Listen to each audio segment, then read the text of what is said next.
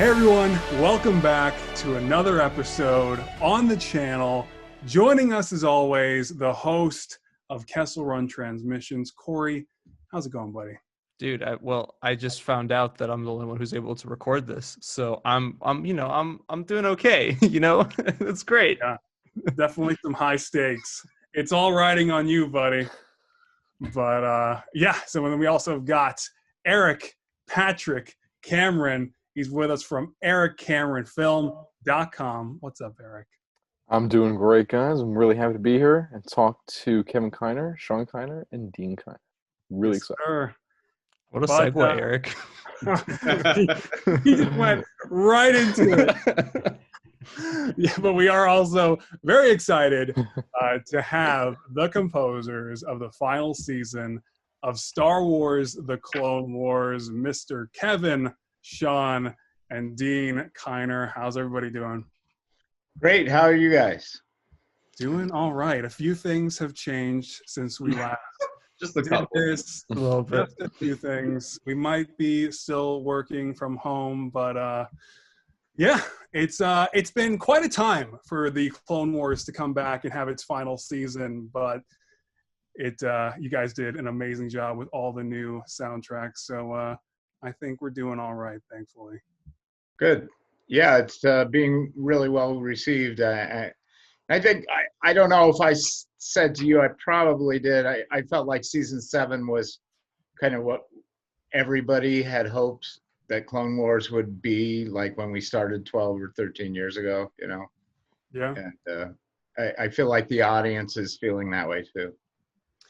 Yeah. I mean, the episode, the new season, of course, came back with the Bad Batch.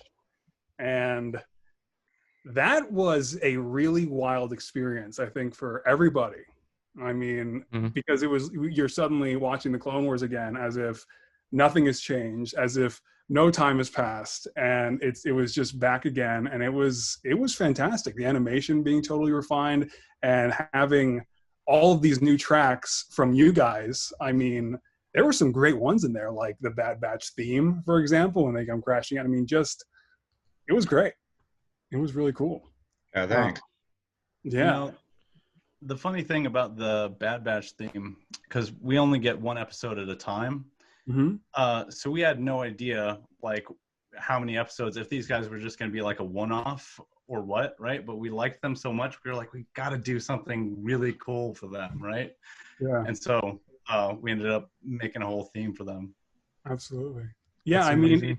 it's such a man. It's tough to describe the theme, but it's just it introduces them so well, and you somehow manage to really capture just kind of the I guess kind of the strength of those characters together, coming off that shuttle, and it was just really cool.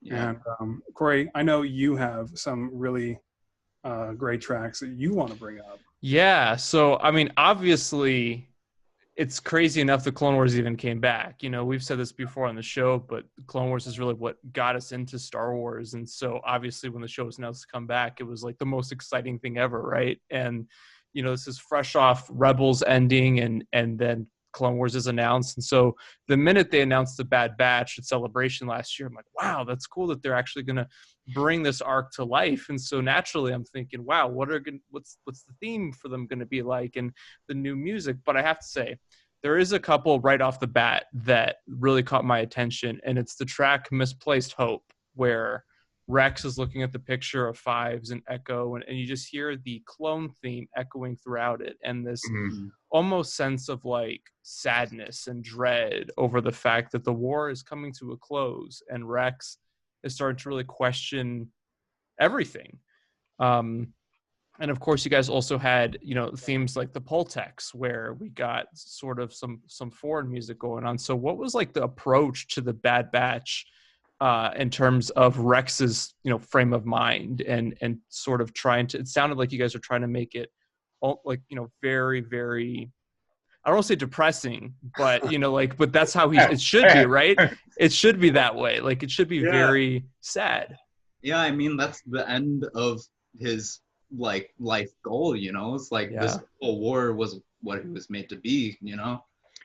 I think I told Yeah. you guys that I had to go back after having done Rebels and relearn some of the themes I'd written.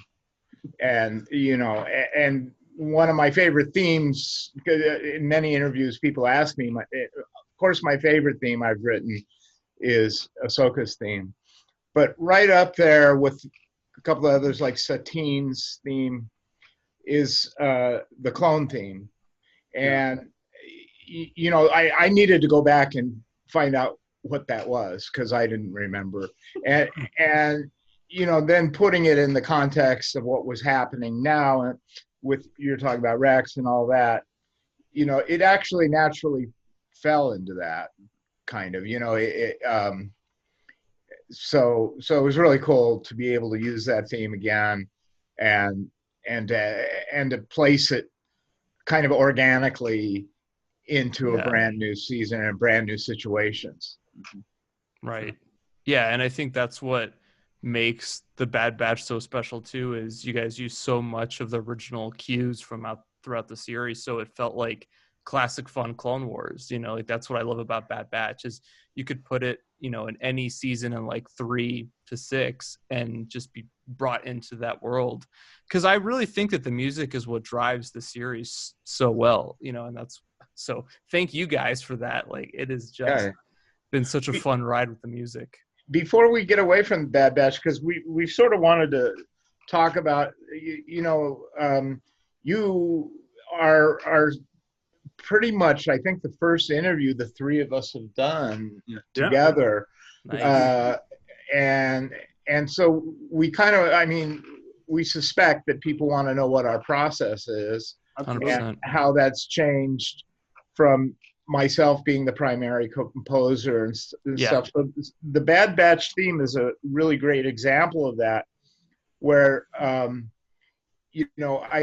I've said that like Sean is one of the stronger melody writers. Probably, I think he's stronger than I am. At least he's more consistent.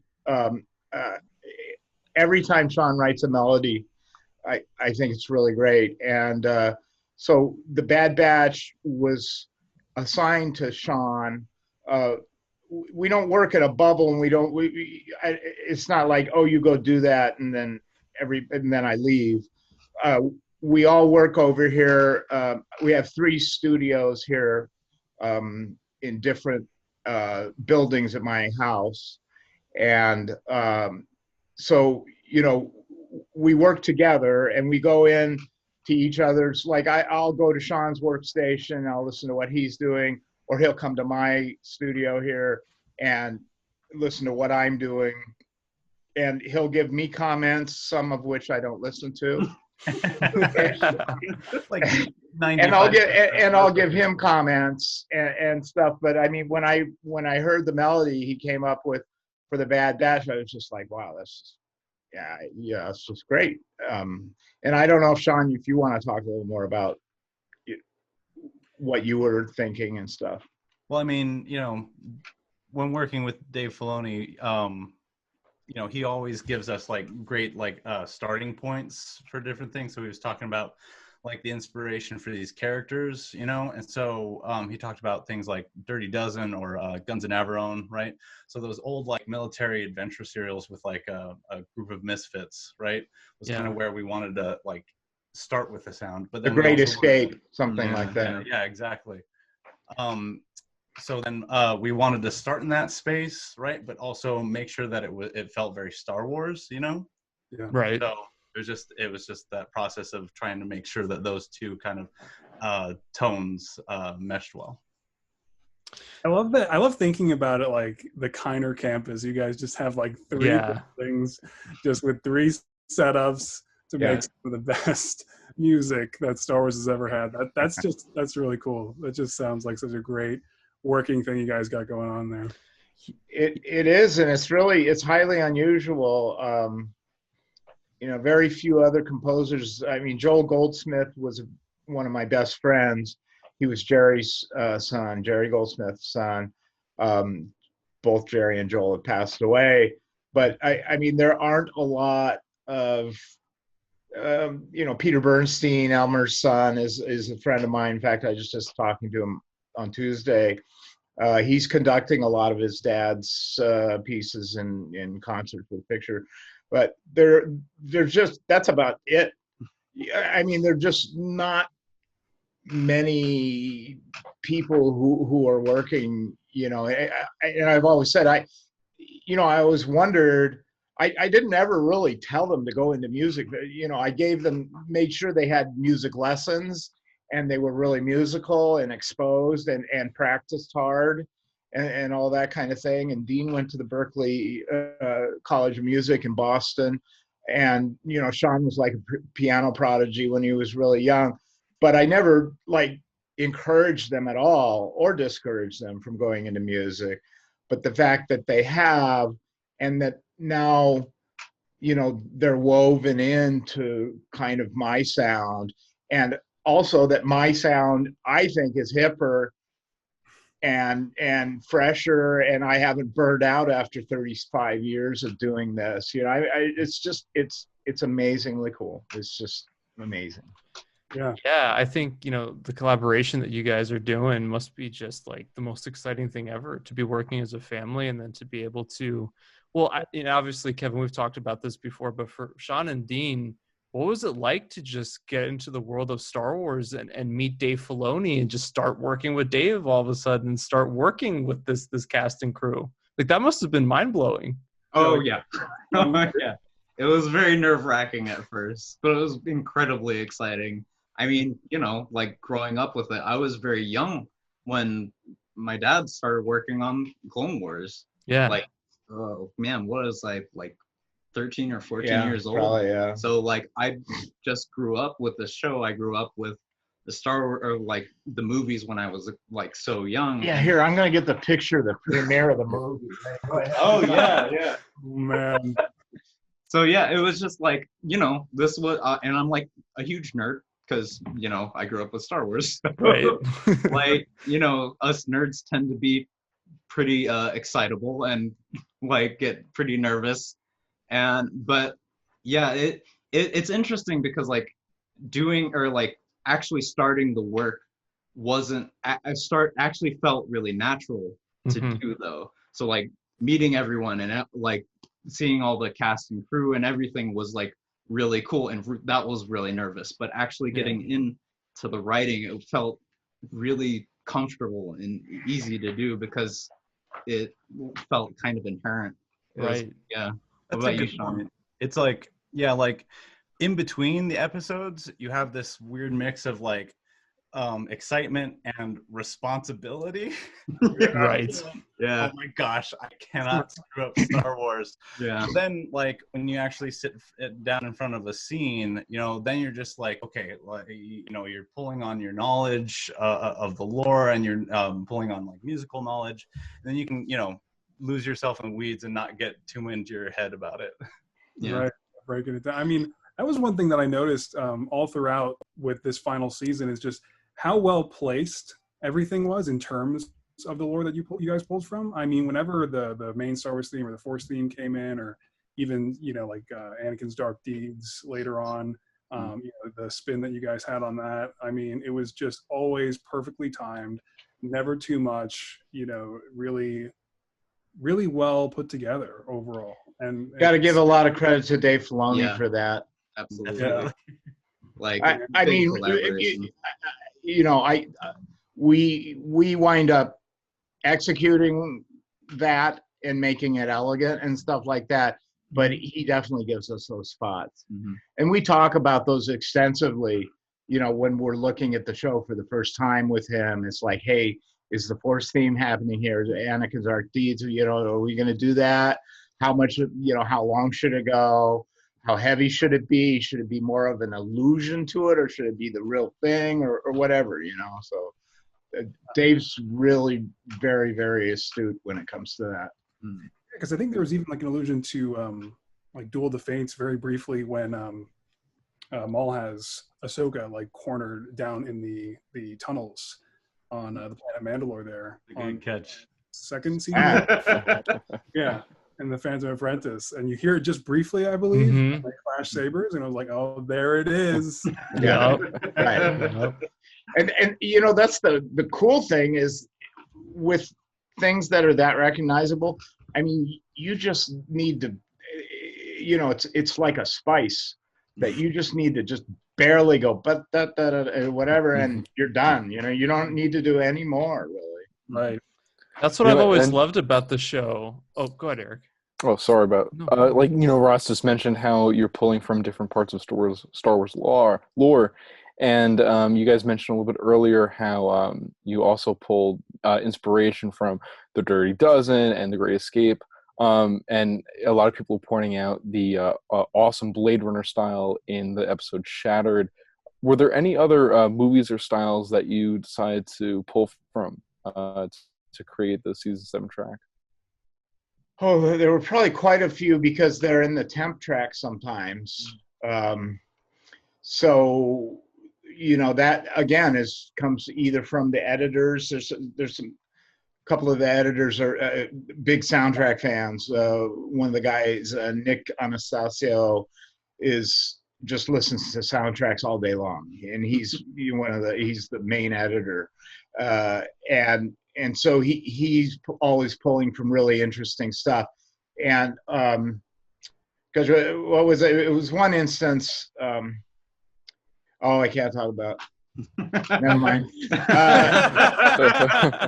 Don't worry about it. Okay, yeah, we'll forget it. Yeah. There's a lot. I think what I should really say about it is that it was from a film that really we didn't. I mean, you would never know once we finally wrote the music that the temp track had anything to do with this movie. But there was an idea there, and the kernel of the idea was a bit of whimsy and stuff. And it was like, okay, we'll do that. We won't do it like it was done in that movie, but now we see where you're going with things. Yeah. Right. The approach to temp is maybe more unorthodox with Clone Wars than any other show we've ever worked on, just because we've been working with the team for so long that they go a lot more holistic with it. It's like it's not like this is what this scene should sound like. It's more like this is like maybe take one idea from this, and we like this, maybe this one element or something. It's really interesting. Well, just kind of going back to what you guys were saying about having Duel of the Fates in there for a second, something I've always appreciated about Clone Wars is how season by season there's always like a little hint of classic music, throughout. It's not like constantly, and that's what I appreciated about it, is Clone Wars has its own unique take on Star Wars, and I think it's just become one of the most iconic bits of music anywhere for Star Wars is Clone Wars. And Thanks. Oh, absolutely. I mean, seriously, I listen to the Clone Wars music more than I think anything else, because there's something so unique and special about it. And obviously, we all have a personal attachment to the show, and it makes it more enjoyable to listen to. But, even going to the Ahsoka and the Martez sisters arc, you guys just nailed it constantly. And I noticed that you guys kind of sprinkled a little bit of Maul's Rebels theme throughout the two arcs. Sean, you want to talk about that? Or, I mean, you were smiling. Definitely. I mean, if there was ever a Phantom Menace lurking in the background, we wanted to make sure to put Maul's sound that we had established in there, just subconsciously. Yeah, one of the cool things about Maul is that, I mean, for me, was John Williams really didn't write a theme for Maul. Right. So early in Rebels, especially, I got to write a theme for Darth Maul, and so I mean that's part of the canon now, and that's just killer. I mean, just like Ahsoka's theme is part of the canon. I mean, it's amazing to be part of that. It's still for me, even it's still even I met George Lucas 13, 14 years ago, whenever it was, and worked with him for a couple of years, every 2 weeks. that's a great, that's a great bit of my life. But it's so amazing that now I have stuff that's historically just, canon, and it's just neat. Yeah, and it's in front of what many people now are dubbing some of the best Star Wars to ever exist. I mean, I know all three of us certainly are, and it's like, you guys really brought that to life. I mean, every single episode, especially even in, right in the intros when you see the red text or the the simple text of the part 1 through 3 or 4, and then go into the logo, and it was always these new tracks you guys had developed leading into each of the final episodes, and it was just wild all the way through. I mean, I think one of the most exhilarating tracks you guys put together was Race You to the Surface. And they're jumping out of the gunships, going down to Mandalore. And that was so cool because, I mean, you literally cannot even think of it sounding better. It's just like the whole episode is a perfect celebration of like everything that made the Clone Wars great. And you guys didn't miss a beat. I mean, thank you. Yeah.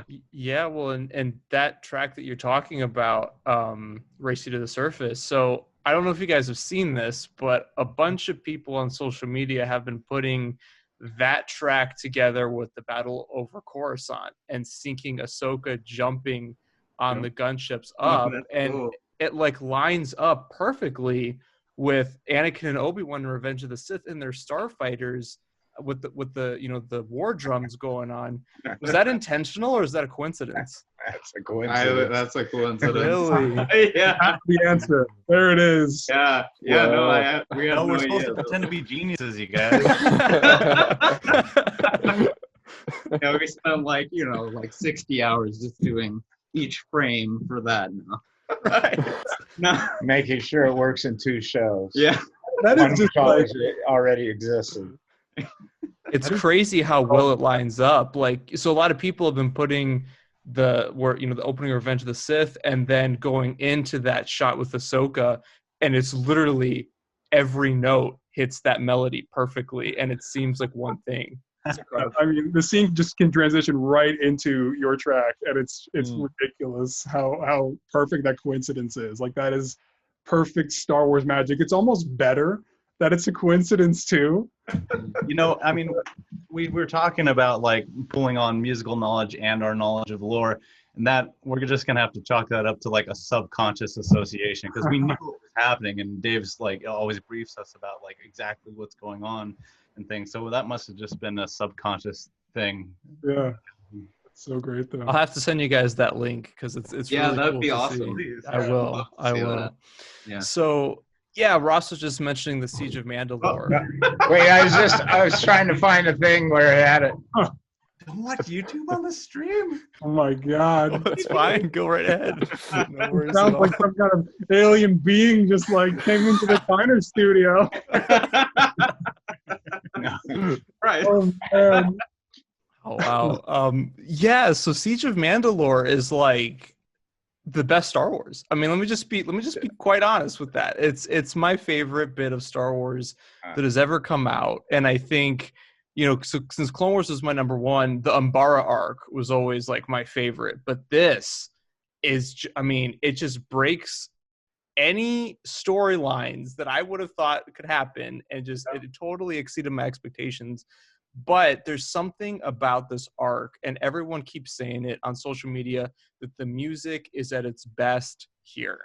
And what tracks in particular did everybody write? If you can recall, what's your favorite track that you guys worked on for this arc?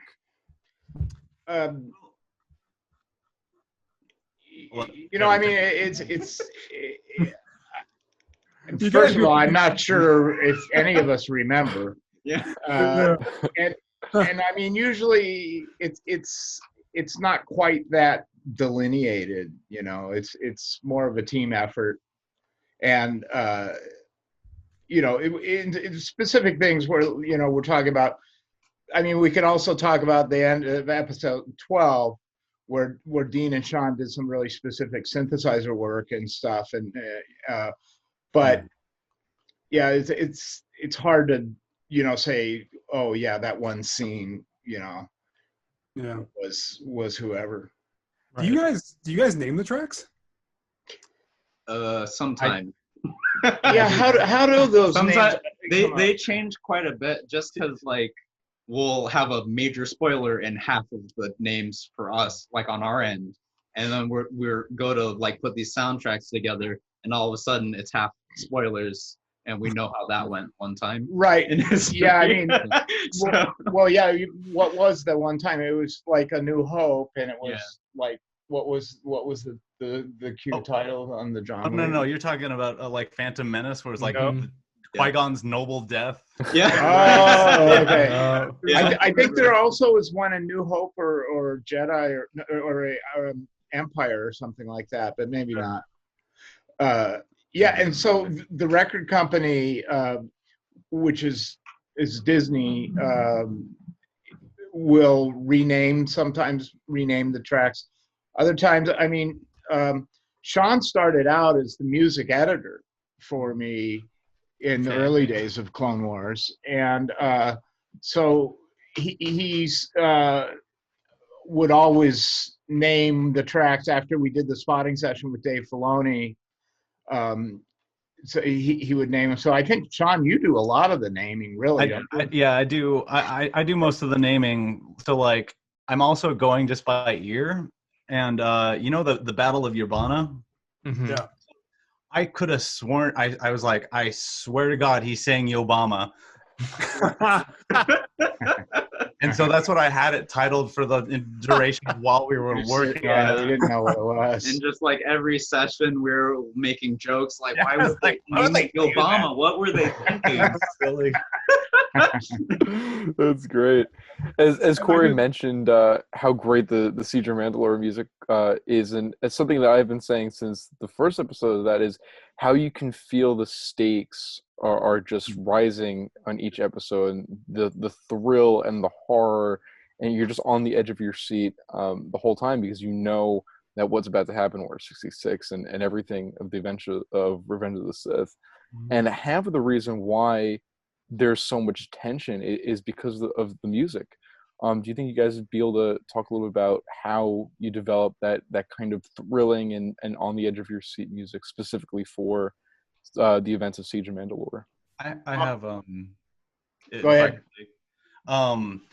So my favorite thing about Siege of Mandalore is that after they win, right, and Maul is, Silence of the Lambed up, right? It's a victory, right? Right. That is not what the music is telling you, right? You just have these like crazy synths just like staying the same the whole time, like there's like a sword just like tied up above you, right? Like you're just waiting. It's like, what's gonna happen? So I think that's a big reason for why there was so much tension, was what we were able to do there, and it was so great because Dave was able to give us so much space, and you almost like never get that in TV, or especially animation TV, right? Where you have so much time and so much space for the music to breathe and just create an atmosphere. But he really trusted us with that, and I think it turned out amazing. Also, Dave was really kind recently. It just sent us a note about he was watching the scene where Ahsoka's taking Maul back to the cruiser, and I think he reaffirmed. It was just in an email. Just he was just watching it again. I mean, Dave's seen that like 100 times. I mean, I can't imagine why he would watch it again. But he said he watched it again just for the music. I mean, this is my boss, our boss, and the guy who created it and wrote it, and agonized over every shot. But I think he was getting that too, because he put a lot of faith in us, because it's just dead air, man. I mean, it's just outer space, and Maul going. I mean, it's a huge dramatic moment, but there's no dialogue, there's no lightsabers, there's no blasting, there's no any sound that's really going to carry. and you know, a lot of the artistry of scoring something well is not saying too much all at once. You know, and if you listen to that cue, it just goes in a comfortable way, and I mean, it's a tense way, but it's not busy and it's not all over the place and saying, oh my god, maybe something might happen, right? And that makes you actually more tense.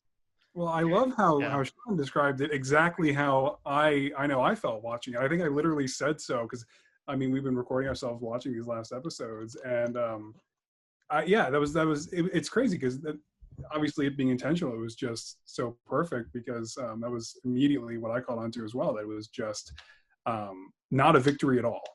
You know, it's the Siege of Mandalore. It's the final battle of the Clone Wars. They just finally stopped all this craziness on that planet where Maul is cutting people's heads off and stabbing people and taking over. And yeah, it's just an eerie, cold ride back onto the Venator, into hyperspace. And it's not even because the ship is dark and hyperspace is blue. It's because those synths just don't let up. You're just they force you onto the edge of your seat, and I think that's it's something I really haven't seen outside of like Blade Runner, or really that's something you only see a handful of times. So you know, I think Sean has a point he wants to make here. When you say cold, you know, eerie cold.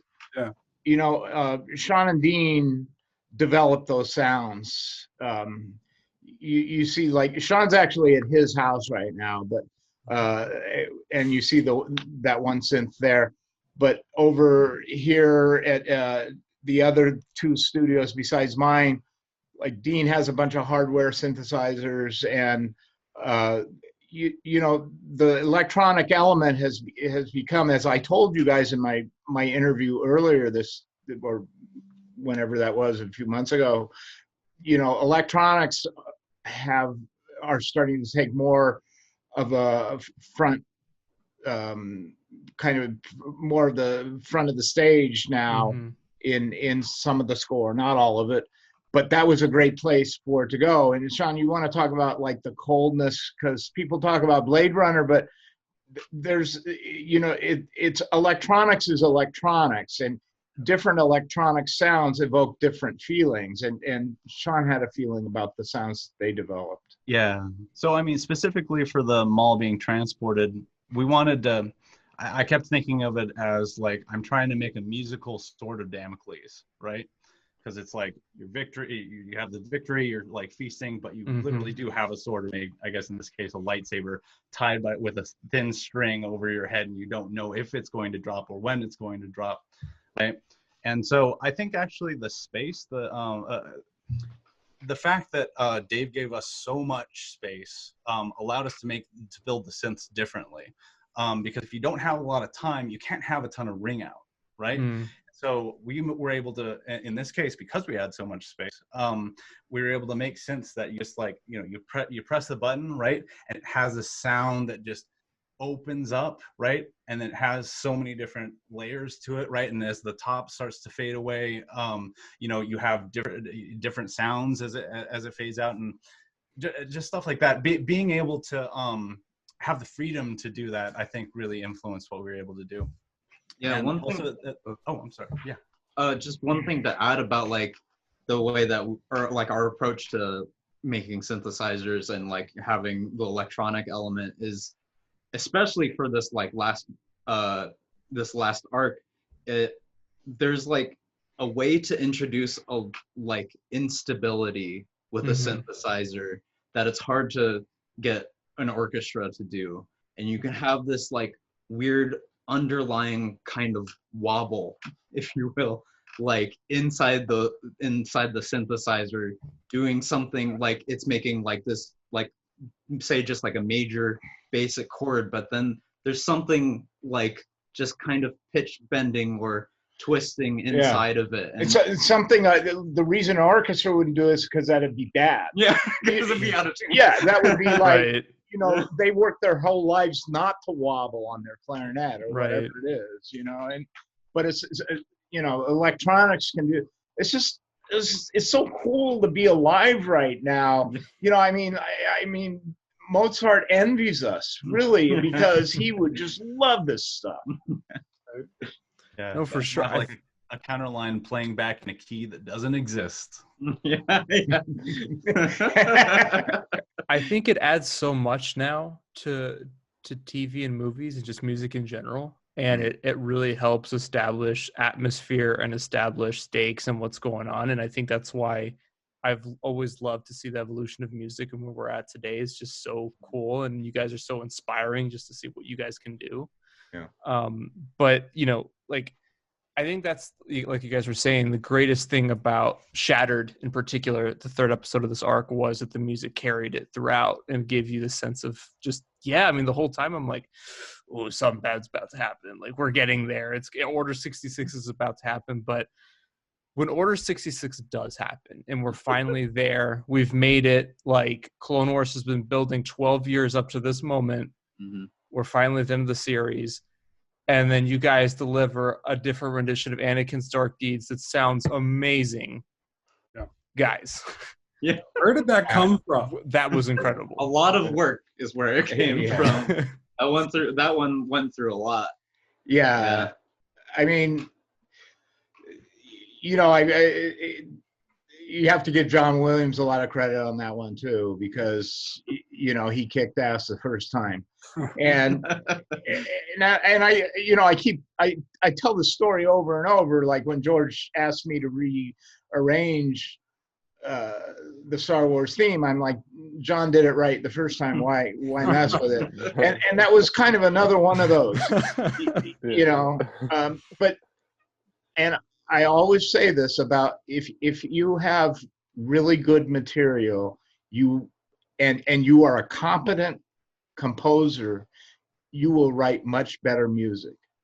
And I like to think of all of us as better than competent composers. And when you have a scene like that, it's almost impossible to do a bad job with it if you're a good composer or a great composer or whatever it is, and especially some of that source material that John Williams. I mean, that's a pretty cool formula right there, and it's great to be part of that. They still look great. Yeah. And that track, like absolutely. Anakin's Dark Deeds, and I mean, I think that's something that a lot of us as kids, kind of growing up with the show, as we would kind of anticipate what certain episodes might sound like as we got closer to the end of the series, we're just kind of like, yeah, man, we want to hear, Anakin's Dark Deeds, or like we're picturing, what the end of the series would sound like here. And but that must be so daunting when you're looking at that track and it's like, we could just paste it in. Yeah. Or in this case, because Ahsoka is leaping onto a holotable, and it's a much more fast-paced moment. Out of all the Jedi who die in that whole, in Order 66, not a lot of them are not as drawn out as Ahsoka's experience, and so it becomes like a more action-heavy and tense thing when she's on that table deflecting all the saber bolts. So. I mean, the most noticeable difference that I picked up on at least is that it's just so much more alive, I guess, for lack of a better term. It's kind of like it's but it's not, funny. You go back and listen to it, because the track itself is not really an action track. Yeah. No, it's not. Yeah, I mean, you listen to it alone and don't, think of what's going on with Ahsoka and stuff. It's hitting the right places. This is where I got to take the credit. So, but it's doing the right things at the right time, which is why it feels like it's. But that's not an action track. And you're not wrong that it feels like that. We always score with the effects and dialogue track turned on, right? So we are very aware of how our music is interacting with the sound effects and things. So. I mean, you're not wrong to have ingested it like that. No, it's just on the screen. That's why it feels that way. Yeah. I almost want to go back and play it now. It's just with like a black screen, or just minimize the window. One other thing, this is like an insight into actually like our process. And I mean, I say my process because they get it from me. Well, I mean, they've learned it from me. This is the one of the better schools you could go to right here, I think. And so we do. It's a thing I've always done. Is I write the cue with the dialogue and with the temp sound effects on. So rather than put like drums da da da da da da da, if there's a space and there's a blast, well, I don't need a drum there. I can put a drum before, I can put a drum after. You can put a trumpet before and after a piece of dialogue, or a grunt, or a clang, whatever it is. So now the dialogue, the sound effects, the spaceships, the lightsabers, whatever it is, are part of your percussion. Right. So that's why I say go listen to that cue with all the percussion, which is lightsabers and stuff like that, because that's really part of our track in a way. That's so cool. I mean, just kind of like that insight into how you guys kind of are able to build tracks like that and make them do different things that otherwise, I guess, like you can't really pick up on because of how much you're being hit with. Mm-hmm. That's really. And the point I really want to get across is that I pay attention. We pay attention.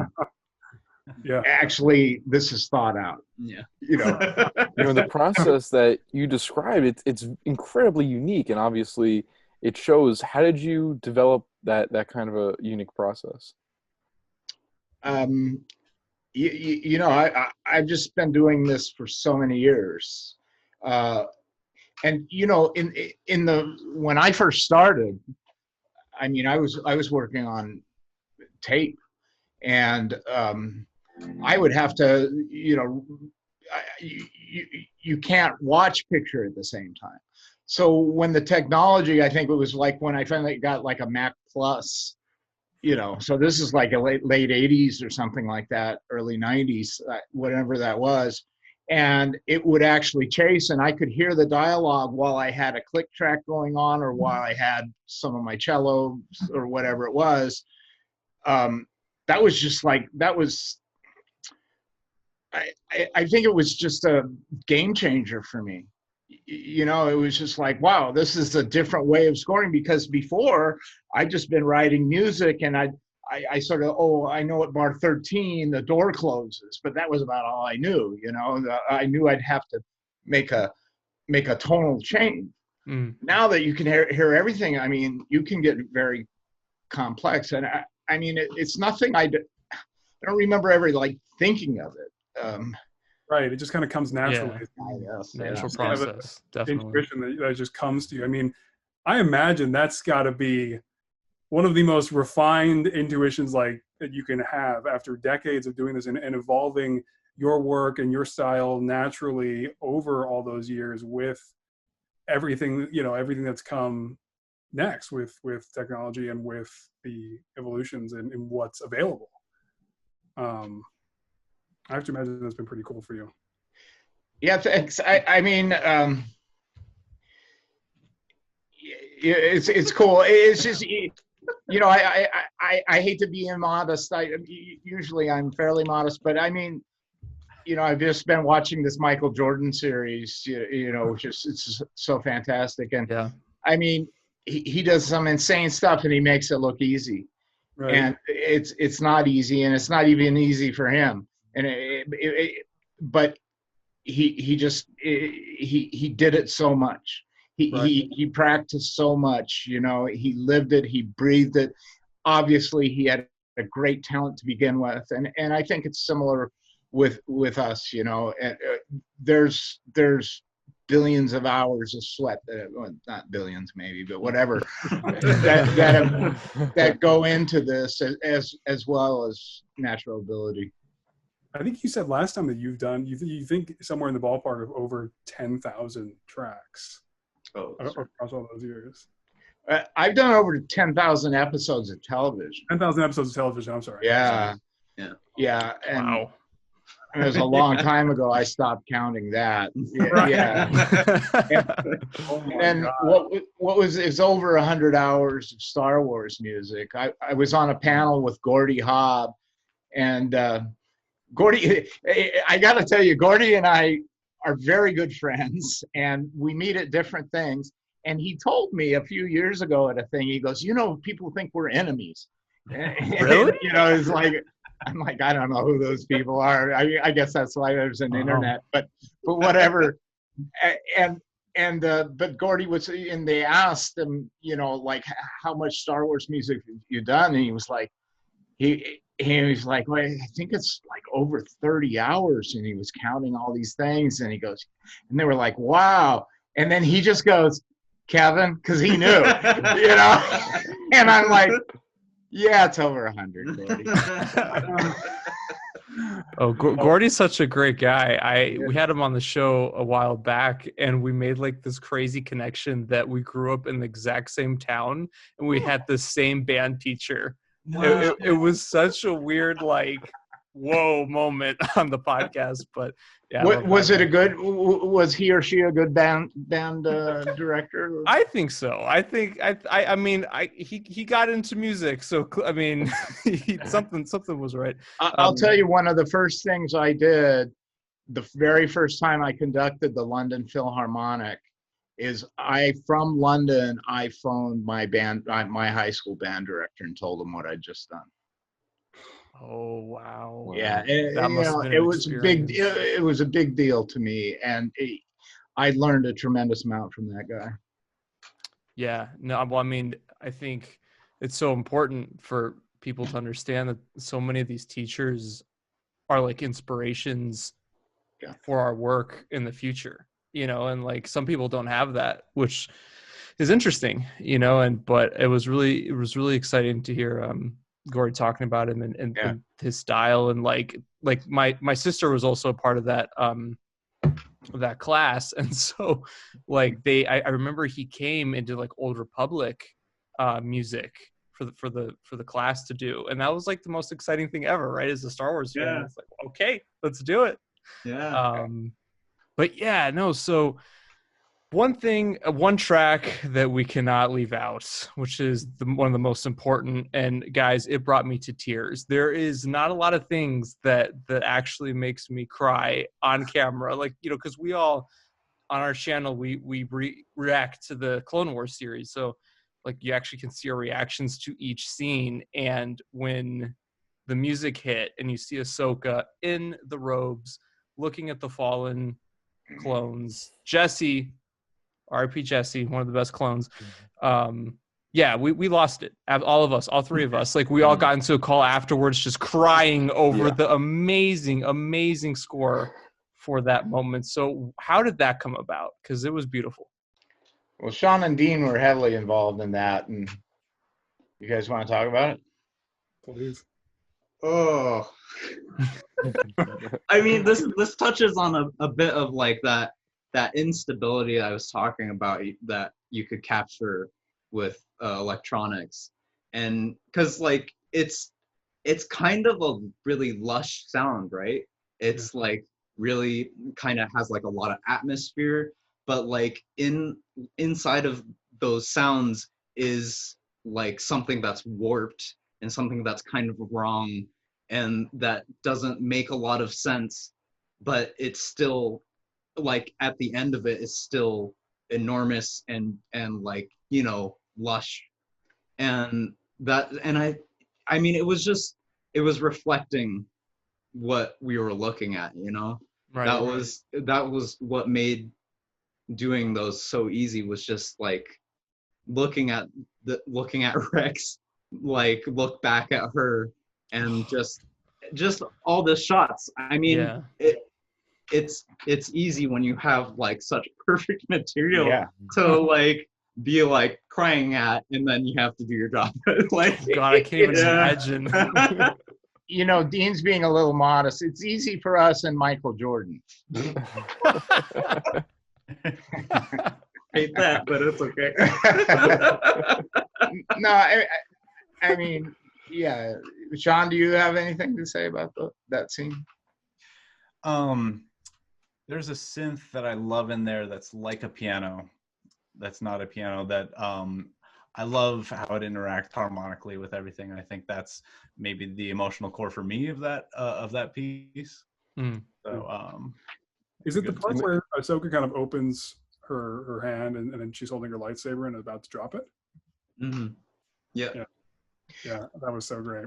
You mentioned sorry. Go ahead. Well, I also we have to give Dave Filoni credit because, you know, I mean that's a huge, and in fact, we were just talking yesterday. I mean, we'll just be honest with you guys. We've never done an interview together before, so we were kind of rehearsing a little bit. that nobody would say, "Yeah, Dad sleeps all the time and we do all the work." You know, because they had pictures of me on the couch and they were going to show everybody. But that's great. No, but away. That's amazing. So one of the things that Dean brought up yesterday when we were talking about this was it was scary to do that big of a scene that in Star Wars that was heavily electronic. Yeah, Mandalorian hadn't come out at that point, or when we were scoring, we didn't know what was happening with that production, what it sounded like, who was even doing it. I don't think was like we didn't know who the composer was going to be on that show. Right. So like this was really a huge risk. It felt like for us to do. It really did feel risky, and you know, but Dave was our champion in that, and that's fantastic. It also, I think, Sean, you talked about something about the loneliness of the some of the sounds you guys came up with and the isolation. The very end of the episode where Vader and all the stormtroopers are looking through the wreckage and everything, the time jump that happens after the burial. There's that like transition to, we were going for kind of like an alienation, you know, like things are bad. This is the end of the Clone Wars. The Clone Wars have ended, and now we're starting the time of the Empire, right? So we wanted something that was going to distance itself from the kind of romantic adventurism of the Clone Wars and the Clone Wars series, right? And so we have these synths that we were going for something that felt very hollow. You know, we're at the precipice of a very dark time for the galaxy, right? A lot of bad things are going to happen to a lot of good people. But we also wanted to make sure to keep an element of the Clone Wars, and so there's you know, you guys mentioned it earlier, I think. So it's actually not a synth that's playing at the very end. There are synths down at the bottom that are couching it, and we chose those. We built those very intentionally in order to make what is actually a trumpet playing sound like a synth. So I mean, we also affected the trumpet, but that synth that's up at the top, you know, and that plays Ahsoka's theme when Vader looks up at the bird. That's actually a trumpet, not a synth, and it's more the context and how it interplays with all the rest of the sounds that makes it feel. And so, you know, it reminds you of the clones, right, in the Clone Wars, and it's playing Ahsoka's theme, right? But it's also feeling really synthetic, you know, and so we put a lot of time and thought into you know, the very end of this series. Can you guys just score every piece of new Star Wars content? Please, yes, please. Yeah. I'll give you Bob Iger's phone number. You can call him right after. We will call him right now, and We will. yes. No, he's back. He's back. He is back. He's back for now. But positive. Man, Star Wars needs that passion. I mean, that is just Absolutely. so important because it just makes everything flow, and that's cool.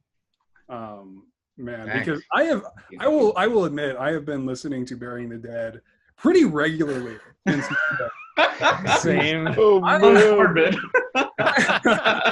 Because I've honestly been using it as like a tool to process my favorite series of all time coming to an end, because you guys just so perfectly nailed exactly what you were going for. I mean, so much so that we would literally, after watching each episode, pretty much divulge to each other exactly what you just described, of whether it's during Siege of Mandalore and the battle ends, just, this is not a victory. We would literally say that to each other. Or getting to the end of the series, I just feel so cold and alone, and not because of the snow, but because of the track. I mean, you just nailed it so perfectly, and as such, we've been using the tracks to just kind of get through it. And it's man, yeah. I don't know where I was going with that, but I had to say it. Thank you. You have Burying the Dead set to your wake up alarm. Now that's morbid. It might not work. Either. Yeah. Oh, that's me. Right. Well, I mean, yeah, to like, yeah. So We're you're also gonna have saying, sleep paralysis, and if you use Oh, that, you wake God. up and there's Vader in the room, and it's like, oh no, well, I just woke up into the dark times. A Vader-shaped shadow. Oh my god. Paralysis is no joke. That shit's terrifying. yeah, no, 100%. So, out of all the arcs you guys have worked on, what has been your absolute favorite to write music for? It's got to be the last four. Last four episodes. I mean, right, Yeah, guys? I mean, if recency bias is allowed to play. Yeah, I mean, it's hard. I go back, to Ahsoka Leaves. Is probably, just because of all the things. I did that in Prague. Dave Filoni called me specifically about that scene and wanted a change from what we'd already recorded. Did I tell you guys that story? I don't think so. I don't think so. Okay, well, so what happened was we were recording in Prague, and when you're like 8 a.m. in Prague, or 10 a.m., it's 1 a.m. or midnight here. Yeah. So Dave didn't watch the sessions as they happened, but he watched them the next morning, and we were doing 2 or 3 days of full orchestra. And so Dave heard the cue of Ahsoka's Leaves, and he watched it to picture, and he's like, oh, right here, it needs to be different.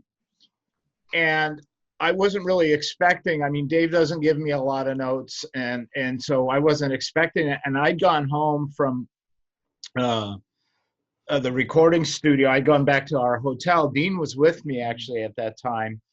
And you were still going to Berkeley, weren't you? Yeah. Or yeah, so you just took some time off, or it was Christmas break. Yeah, I don't even know. Mm. But, so anyhow, Dean, thank goodness, was the only one who'd brought any of the scores back or anything, and so he had some score paper, and I think I had to write lines because I didn't. It was the scores already had notes on them, so I had to. But I could see what I'd written from the score that Dean had brought, and then I could see the place where Dave Filoni wanted me to do a change. So I had to like by ear write like about I don't know, about 8 bars or 12 bars of music that fit into a certain section. And so then I took a picture of it with my phone and sent it to the copyist, in the guy at the studio in Prague, and made him get up in the middle of the night and go write new parts for the orchestra, and we had to go re-record it. And at the time, I was like not elated that I had to go through that process. I was ready to have a nice dinner, and stuff. But now that I look back at it, Dave was completely right with the note that he gave me, and the cue is 1 billion times better because of what he told me to do.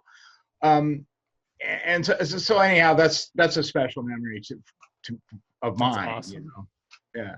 Well, I have to share a special memory with you, because that track, I used to play it when my buddies and I would leave from the Lego conventions that we would go to, and these are guys that I wouldn't have met without the Clone Wars. And we used to play it as they would like get on the shuttles and go to the airport. I'm not even joking. Like that year in 2013, we were like, I don't know, 13, 14, playing the Ahsoka Leaves track as we would, because we only get to see each other once a year. Yeah. And, I didn't tell you guys are totally normal. Oh, yeah, we are absolutely normal. I mean, it's wild. I had to tell you though. That's really cool. That's an wonderful story. awesome thing. Yeah, it's become iconic though, that track, and it just it was great.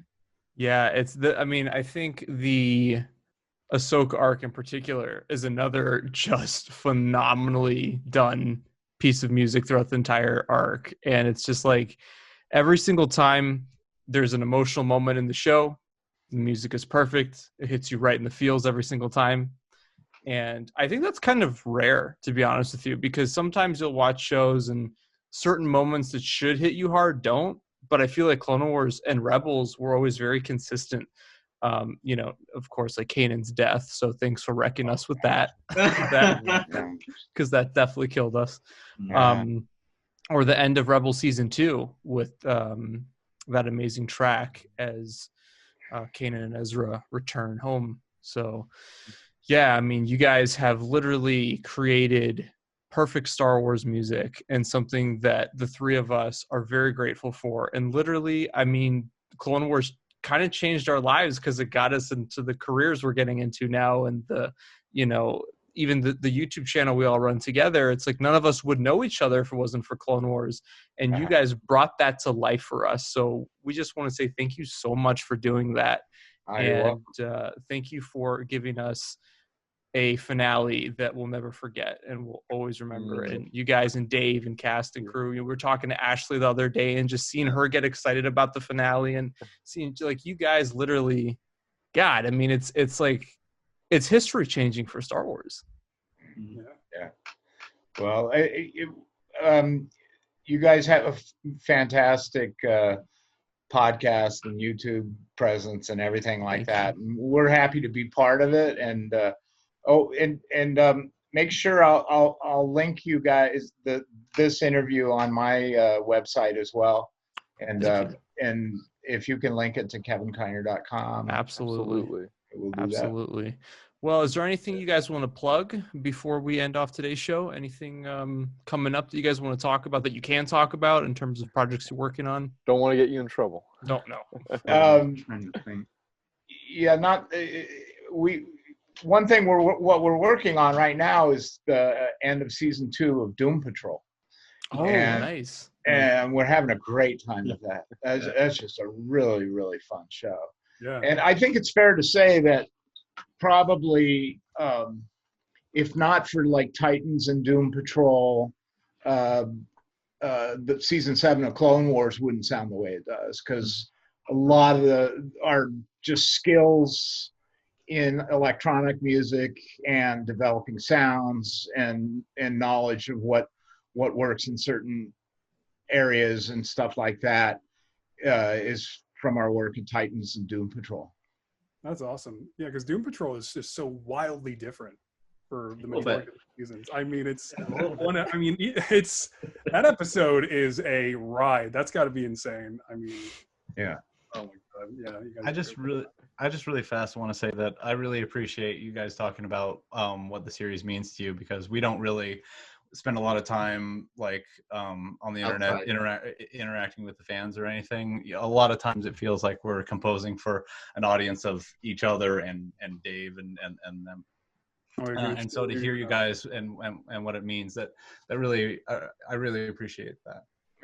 Oh no, absolutely. No, thank you. Like, yeah, thank you guys. Like there's millions of people who feel the same way we do. And as soon as the series ended, all the different podcasts that we've talked to in the past, or anybody on social media in the Star Wars community, everyone was talking about the three of you, and like in such this endearing way and this exciting way. So you guys have touched so many people's lives with this music alone, and genuinely probably have helped. I mean, Clone Wars has gotten us through a lot of difficult times in our lives. So through your music, you guys have helped people on a personal level too. So it's something that, on behalf of all Star Wars: The Clone Wars fans, thank you.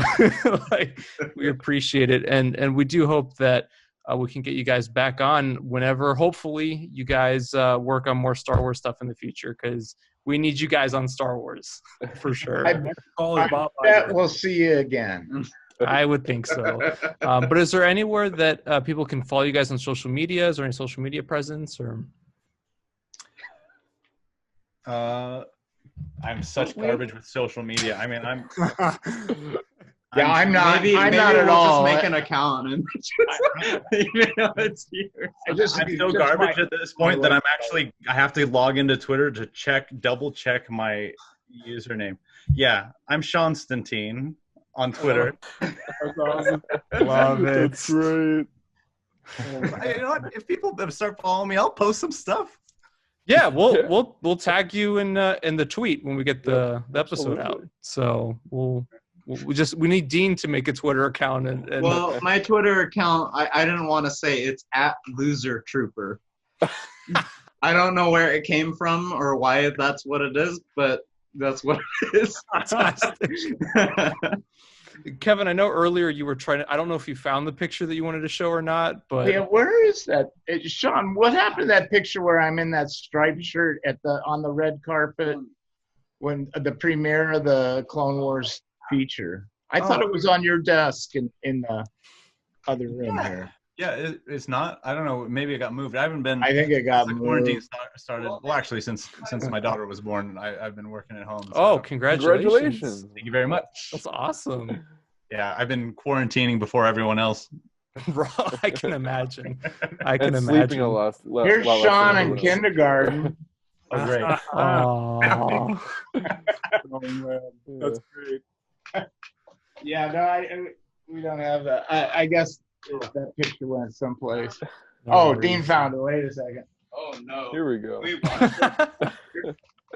I don't know. None of us look so great, I think. I don't like how I look. great. I know. No. Oh no, here a little bit. Oh, that's man, great. that's amazing. That's our sister, girl, man. Yeah, Andrea's the middle child, and then And then my son right below me. That is an awesome photo. Wow. Well, thank you for sharing that with us. That Sure. means a lot. That's awesome. While we're sharing, there's me meeting Ashley for the first time in 2011. Oh wow. Look at that! That's so cool. It's blending in with the green screen, but oh man, just to give you an idea of how much we've changed with the show. Yeah. I think the first time I met Ashley was in like 2012. Like it's weird because you guys must feel the same way, right? Because you guys grew up with the show, so you're kind of on the same page with us. Yep. With Pretty that. much.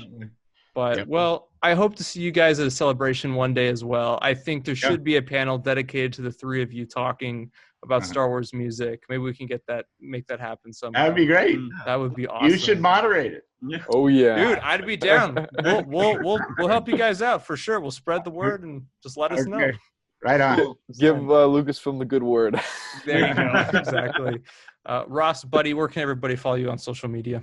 You can find me at Michael MGF on YouTube and everywhere else at MGF Customs for custom Lego Star Wars minifigures, namely from the Clone Wars final season, as you might expect. Awesome. Eric? You can find me on my website, www.ericcameronfilm.com. My Twitter is the same, Eric Cameron Film, and then Instagram, you add an S at the end for short films and a new podcast coming soon, the Great Movie Podcast. All right. Very cool. Yeah. You can find me at Kessel Run Transmissions at Corey_Wolfpack on Twitter. We have our interview with Ashley Eckstein also out right now, so check that out, guys. We talk about the final season of Clone Wars. We go into mental health, just a lot of great things in that. And then stay tuned for a special message from James Arnold Taylor on the final season of the Clone Wars. And of course, thank you to our guests here. You know, this has been an absolute blast to talk with you guys for this past hour, and talking with you, Kevin, a couple months ago. It means the world to us, so we appreciate it. So as always, guys, thank you for watching, and may the Force be with you. Thank you. Thank you. Bye-bye. Alrighty.